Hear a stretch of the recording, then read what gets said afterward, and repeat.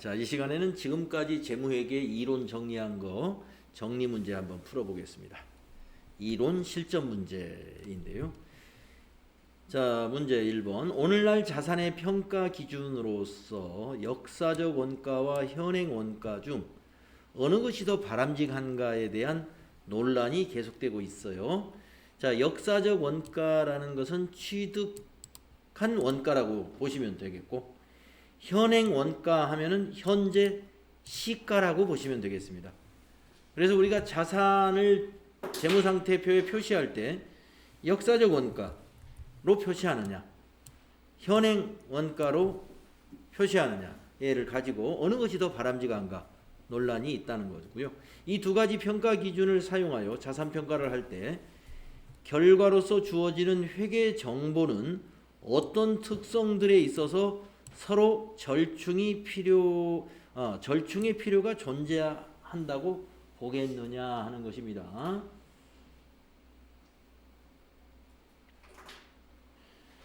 4번입니다. 자, 역사적 원가는 신뢰성 때문에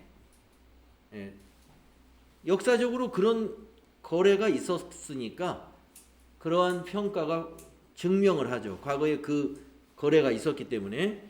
자, 현행 원가는 목적 적합성. 현행 원가는 목적 적합성에 부합되는 표시 방식입니다. 자, 그래서 목적 적합성을 중시한다면 현행 원가를 적용해야 되고, 신뢰성을 중시한다면 역사적 원가를 표시한다라고 보시고요. 이 두 가지는 서로가 절충이 필요하다 하는 것입니다. 절충이 필요하다. 4번이 답이 됩니다. 다음 3번 문제, 또 질적 특성 문제네요. 회계 정보의 질적 특성과 관련하여 잘못 설명하고 있는 것. 응? 건너뛰기. 예. 문제 다 이제 못 풀어봐요. 그래서 건너뛰면서 질적 특성과 관련해서 잘못 설명하고 있는 것은 이랬어요. 한번 잘못 설명한 거 한번 찾아보세요.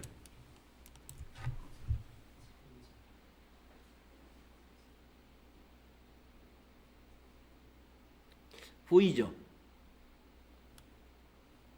잘못 설명하고 있는 거 몇 번 같아요? 2번이네요. 왜 2번이냐면 신뢰성을 가지려면 표검중이 있어야죠. 표검중이. 그렇죠? 신뢰성, 하위 질적 특성을 표현의 충실성, 검증 가능성, 중립성이잖아요. 근데 여기는 예측 가치와 피드백 가치라고 그랬는데, 예측 가치나 피드백 가치는 목적 적합성에 해당되는 것이죠.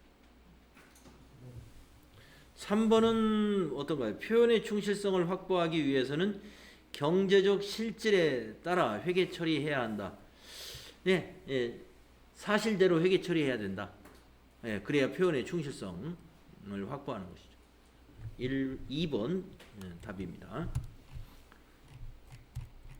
자, 5번으로 한번 건너가 볼게요. 재무회계의 기본 가정에 대한 설명 중 바르지 않은 것은? 우리 재무회계의 기본 가정에 기업 실체의 가정, 계속 기업의 가정, 회계 기간, 기간별 보고의 가정, 이런 것이 있죠. 자, 한번 볼까요? 기업 실체의 가정은 기업을 구성하는 소유주, 종업원, 기타 이해관계자와는 별개로 기업을 독립된 하나의 회계 보고 단위로서의 실체라는 것이다. 네, 맞고요. 계속기업의 가정은 시가를 근거로 한 적시성 있는 회계 정보를 산출할 수 있게 해주는 중요한 가정이다. 시가를 근거로 해서 적시성 있는 회계 정보를 산출하는 중요한 과정이다. 아닌 것 같아요. 그 다음에 3번 화폐 단위의 가정은 화폐 가치가 일정 기간 안정적이라는 가정하에 기업 실체의 경제적 사건이나 거래를 화폐 단위로 측정하고 보고하는 것이다. 우리가 회계 처리를 하는데 화폐 단위로 우리가 표시를 하죠. 요거 맞는 얘기입니다. 화폐 단위의 가정이라는 게 중요한 가정은 아니지만 틀린 말은 아니에요. 그다음에 4번 회계기간의 가정은 기업 실체의 전속 기간을 보고 목적으로 일정한 기간 단위로 인위적으로 나누어 구분한다는 가정이죠. 예. 자, 요거는 여기 이 부분이 틀렸어요. 우리 계속기업의 가정은 시가를 적시성 있게 산출한다는 그런 내용은 아닙니다. 예, 계속기업의 가정이라고 하는 것은 우리가 기업은 특별한 사유가 없는 한 청산하거나 축소할 의도가 없다는 가정으로서 비용을 기업이 영업을 계속하는 동안 분배하여 처리할 수 있는 감가상각과 같은 회계 처리가 가능하게 하는 것이죠. 그러한 개념이에요. 계속기업의 가정은 기업은 청산하지 않을 것이다. 또는 사업을 축소하지 않을 것이다. 라는 가정인 것이지 시가를 적시성 있게 산출한다. 뭐 이런 거하고는 좀 내용이 다른 얘기입니다. 그래서 바르지 않은 것은 2번.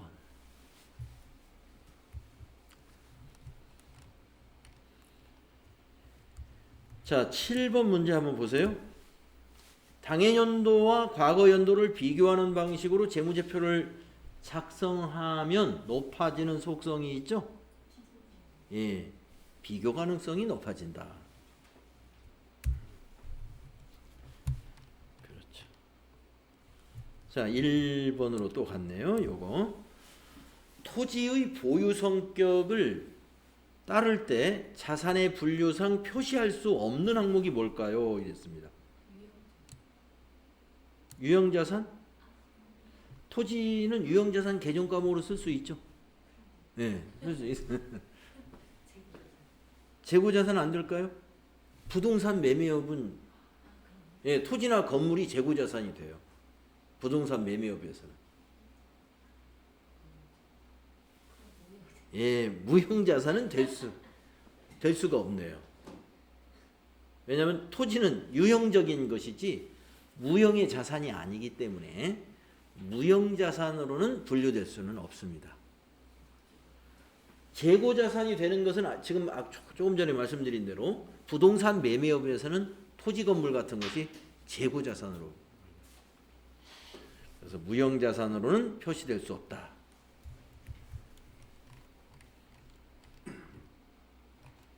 아까 1번 했나요? 네. 3번으로 건너가세요. 요거 한번 보세요. 재무제표의 표시 방법에 대한 설명 중 옳지 않은 것을 찾아라 그랬는데 한번 찾아보세요.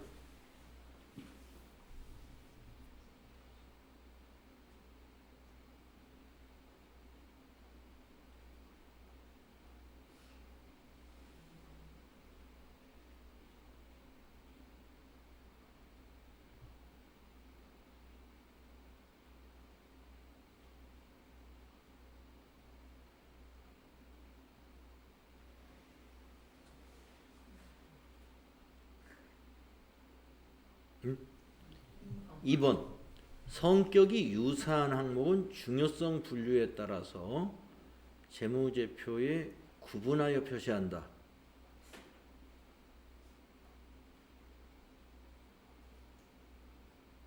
이게 어디가 틀렸죠? 성격이 유사한 항목은 중요성 분류에 따라서 재무제표에 유사한 것끼리 이렇게 묶어서 표시한다, 이런 의미가 아닌가요, 혹시?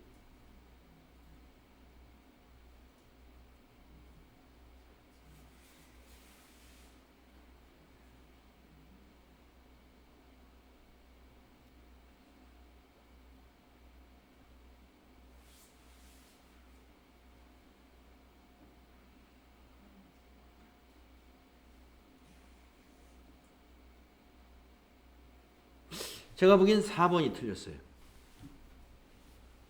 자, 이거 좀 이제 우리가 이 부분은 그렇게 많이 탐색하지 않은 내용인데, 자, 이게 현금 흐름표에 관한 설명이 있는데 4번이. 자, 우리가 이 현금 흐름표에 그 현금의 흐름을 영업활동의 현금 흐름, 투자활동의 현금 흐름, 재무활동의 현금 흐름으로 구분해서 정리한다고 그랬잖아요. 근데 이 4번에서 뭐라고 그랬냐면, 투자활동의 현금 흐름은 주주나 채권자들이 미래 현금 흐름의 청구권, 내가 이 돈을 받아낼 수 있을까? 그러한 것을 예측하는 데 유용한 정보라고 그랬단 말이에요. 그러면 이 투자활동이 뭐였냐면은, 기억나시는지 모르겠는데, 투자활동의 현금 흐름이 기계장치를 산다든가, 이런 유형자산을 매입한다든가, 예, 아니면 투자 무슨 채권 같은 거, 투자 유가증권 이렇게 투자하는 것을 말합니다. 이 투자활동의 이 주주나 채권자는, 자, 채권자는 미래 현금의 흐름에 대해서 관심을 가지고 있어요. 돈을 이거 우리가 빌려준 돈 받을 수 있을까? 이거는 재무활동의 현금 흐름에 대한 정보를 보고 판단하면 돼요. 재무활동이 뭐냐면 은행에서 차입하는 거, 예, 또 갚은 거, 이런 거의 흐름입니다. 예, 그래서 이 재무활동의 현금 흐름을 보고 청구권을 예측할 수 있다고 봐야 돼요. 예, 그래서 재무활동에 관한 걸로 이걸 바꿔서 해야 되기 때문에 투자활동의 현금 흐름이 아니라 재무활동의 현금 흐름에 대한 내용이었어요. 좀 우리가 그동안 풀었던 그러한 부분이 좀 아니기 때문에 이런 문제가 나오면 좀 여러분이 좀 힘드실 거고.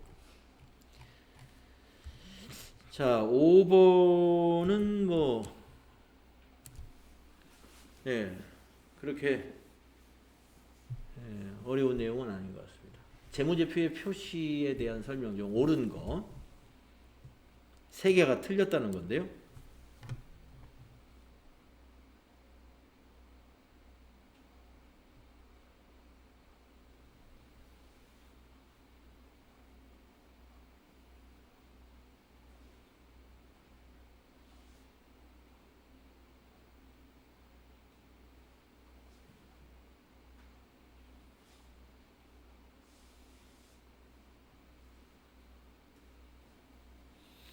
네, 보니까 3개 틀렸어요.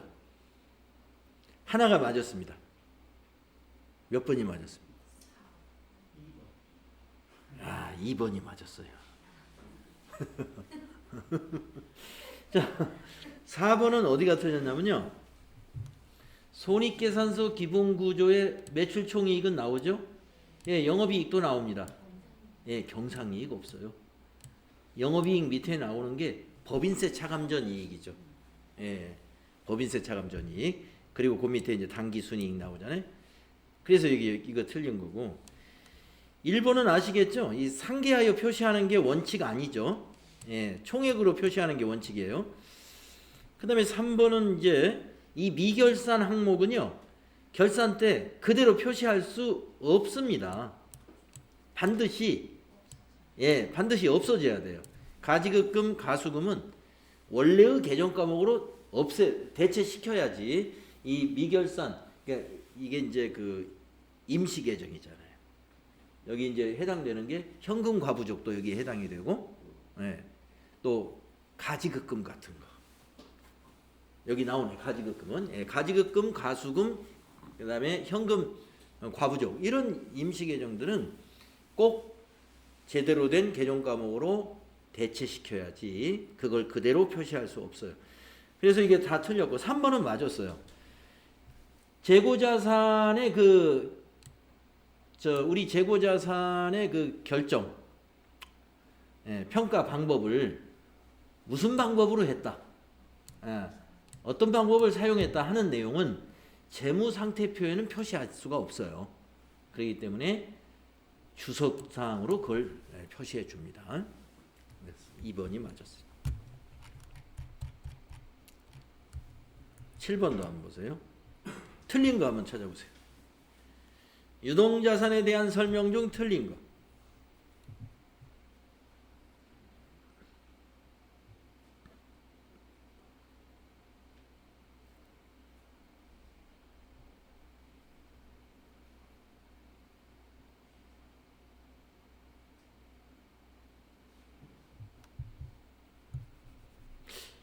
2번 틀렸죠. 예. 2번.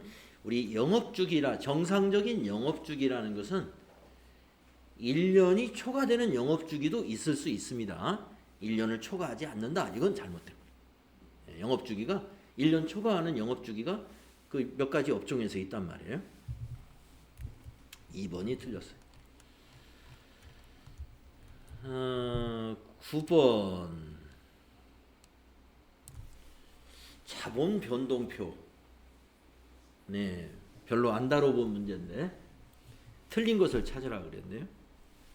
자본 변동표는 한 회계 기간 동안 발생한 소유주 지분의 변동을 표시하는 재무보고서이다. 소유주 지분이 바로 자본을 말하는 거예요. 소유주 지분이다 하면 자본.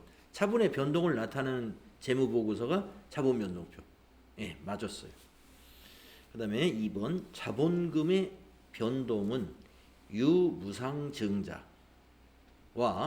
주식 배당에 의하여 발생되며 자본금은 보통주 자본금과 우선주 자본금으로 구분하여 표시한다.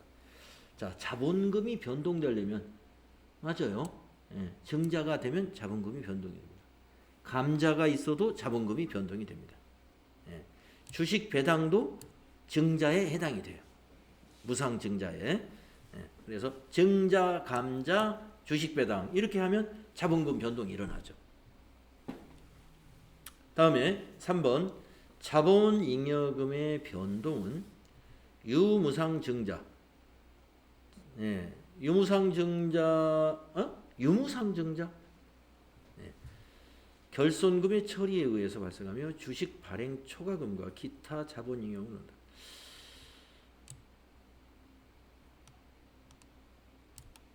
무상증자 시에는 자본잉여금이 안 나타나요.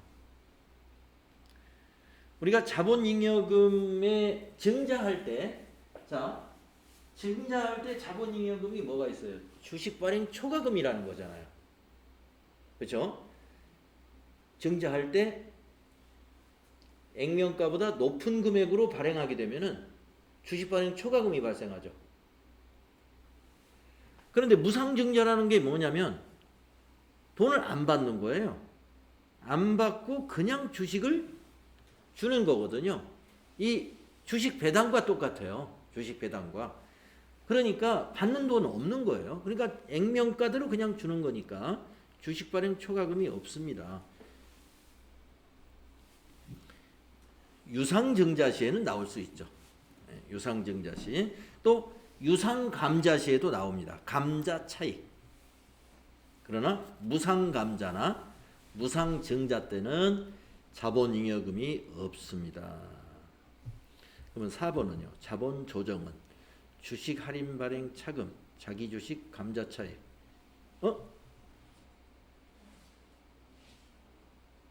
감자 차익은 자본잉여금이죠? 주식 자기주식 처분이 이것도 자본잉여금이죠? 그러면 4번이 틀렸나? 가만있어 봐. 그러면 3번이 그럼 맞았다고 생각을 해야 되는데 무상증자 때 자본잉여금이 어떻게 나올까요?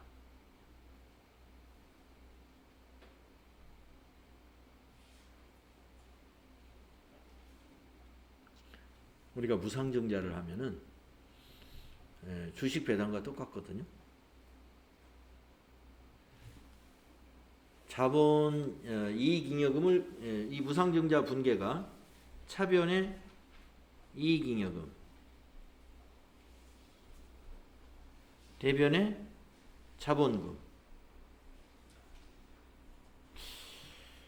그런데 자본잉여금의 변동이 생긴다?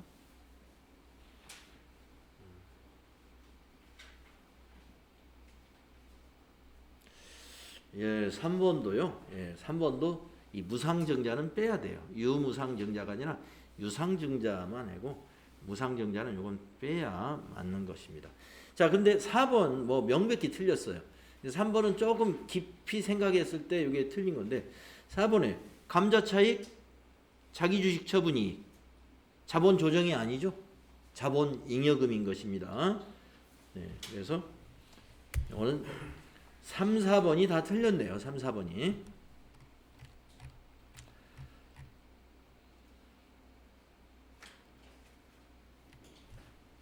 자, 요거 한번 풀어봅시다. 당좌자산 문제인데 다음 자료에서 갑회사가 2020년 말에 현재 재무상태표에 현금이 현금성 자산으로 보고해야 될 금액은 얼마냐? 자, 지폐하고 주와 현금이 현금성 자산, 그죠? 의뢰사가 발행한 타인 발행 수표도 현금이죠. 예. 20년 12월 27일에 취득한 보유 중인 우표, 예, 우표는 현금 및 현금성 자산 아닙니다. 예. 다음에 그러니까 우표를 유가증권이라고 안 해요. 예. 금융상품도 아니고 우표는. 다음에 우표하고 우편환증서는 달라요. 예. 우표는 우리가 그 편지 봉투에 붙이는 것이고요. 우편환증서는 우체국에 가지고 가면 현금으로 바꿔주는 것이. 우편환증서는 우표하고 달라요. 12월 27일 취득한 양도성 예금증서 만기는 21년 9월 1일이면요. 앞으로도 8개월 남았죠? 예. 취득 시 만기가 3개월 이내가 아니란 말이죠. 그래서 이것도 아닙니다. 12월 27일 날 취득한 CP 만기가 21년 2월 20일. 그러면 1월 27일, 2월 27일. 만기가 취득 시 지금 3개월 이내에 해당이 되네요. 그러면 요건 현금이 현금성 자산이에요. 자, 그래서 우표하고 양도성 예금증서 요것만 빼고 나머지 더하면 그게 답이 되겠습니다. 그래서 30만 5천 원에다가 70만 더하면 100만 5천 원. 3번의 답이 있네요. 우표하고 우편환 증서는 다른 겁니다.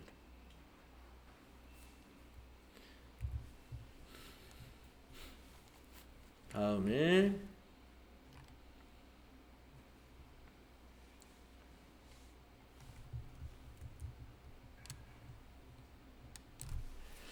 이게 무슨 문제인가요? 주식회사 한공은 단기 매매 목적으로 상장 주식 10주를 주당 500원에 구입했고 취득 관련 부대 비용을 1,000원 지급했습니다. 이 중 5주를 주당 600원에 처분했습니다. 처분 당시 분계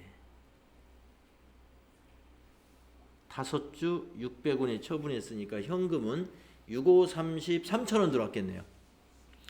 그러면 이 5주의 원가는 얼마냐면은 500원에 샀잖아요. 예.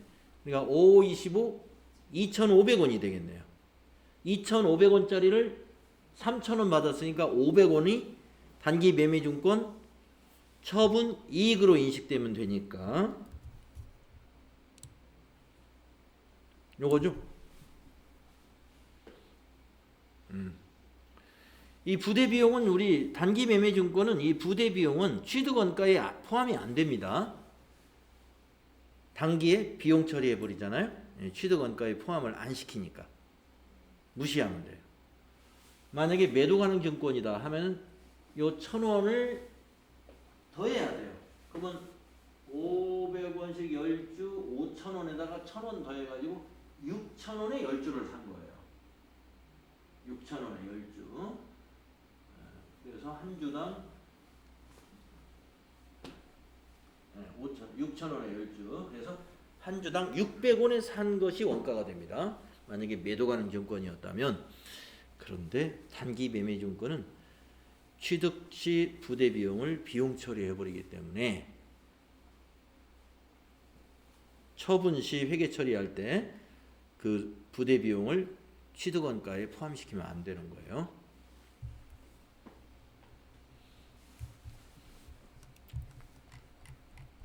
자, 5번 문제 한번 볼까요?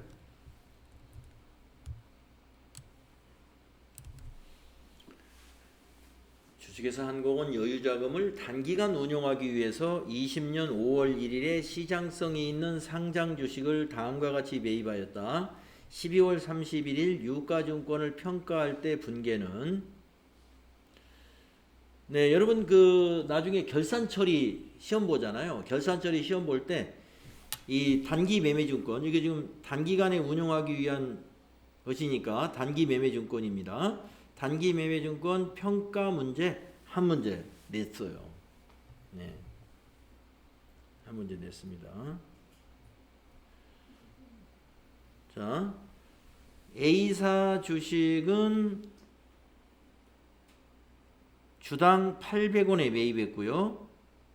B사 주식은 750원에 매입을 했는데 지금 평가를 해야 되니까 결산일을 기준으로 A사는 700원 마이너스 100원 한 주당 100원 하락했고요. B사는 950원 여기는 올랐네요. 200원이.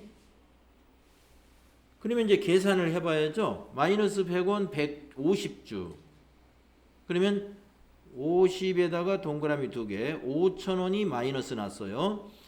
그 다음에 플러스 200원 100주. 그러면 2만원이 플러스 났어요. 250 100주 2만원 맞나요? 네, 맞죠. 그러면 요 두 개를 퉁치면 합치면 플러스 15,000원이죠. 15,000원을 자산 증가시키고 평가 이익을 발생시키면 됩니다. 그렇게 계산하는 거예요. 15,000원을 자산 증가시키고 평가 이익으로 발생한 것은 예, 여기 2번에 있죠.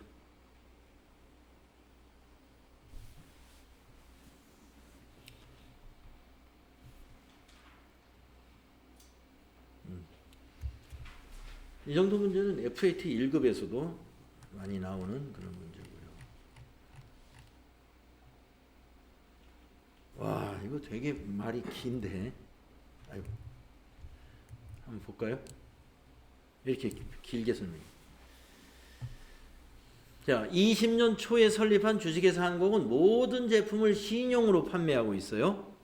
신용 판매는 외상 판매다 이 말입니다. 20년도 주식회사 한공의 매출액은 총 5만 원이고 그러면 이 5만 원이 외상 매출이에요. 2020년 말 매출 채권 잔액은 8천 원이다. 5만 원을 매출했는데 잔액이 8천 원이다 이 말이에요.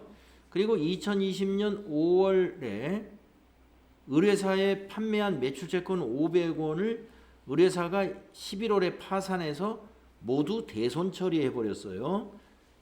예. 그러면 500원은 그러니까 이게 외상 매출금 계정을 한번 써봐야 되겠네요. 자, 이게 외상 매출금이에요. 자, 발생하면 차변에 생기죠. 5만 원. 근데 5월 달에 500원이 못 받게 대손 처리해 버렸대요. 500원. 그런데 2020년 말에 기말이 8,000원이래요. 8,000원. 기말. 자, 이렇게 적을 건 적어봤습니다. 기말은 대변에 표시되는 거죠. 예, 차기 2월이니까. 주식회사 한공은 기말 매출 채권의 2%를 회수 불가능하다고 추정합니다. 그러면 2%는 8,000원 곱하기 2%니까 160원이죠. 예. 160원만큼 대손 충당금을 설정한다는 그런 말인 것 같고요. 자, 이제 질문이 여기 있나요? 2020년도 기말에 재무상태표에 표시되는 대손충당금은 얼마냐? 이거 너무 쉬운 거 아니에요? 네. 뭐 이것저것 따질 것 없이 요거 2020년 말 매출채권 잔액 8,000원의 2%가 재무상태표의 대손충당금으로 나타나는 거죠. 뭐. 네. 그래서 160원이에요. 160원. 네. 내용이 많아가지고 뭘 한참 계산해야 될 줄 알았는데 쭉 보니까 결론은 재무상태표의 대손충당금이 얼마일까라고 하는 건데 우리 재무상태표에 표시되는 대손충당금은 마지막에 이 매출채권 잔액에서 추정한 대손율 그 금액만큼 그대로 표시되는 겁니다. 그래서 문제를 그따로 그러는 거예요. 간단하게. 예. 예, 문제를 이렇게 삐뚤어서 문제 냅니다. 예. 예. 그래서 1번이에요. 1번. 네, 여러분이 이제 문제를 보면 다 이렇게 상당히 막 이렇게 비틀어 가지고 문제를 내기도 합니다. 자, 문제를 풀어봤고요. 다음 시간에는 이제 재고자산부터 문제 풀어볼게요. 재고자산. 다음 시간에 몇 페이지냐면은 이제 이 제가 가지고 있는 교재로 203페이지부터 풀겠습니다.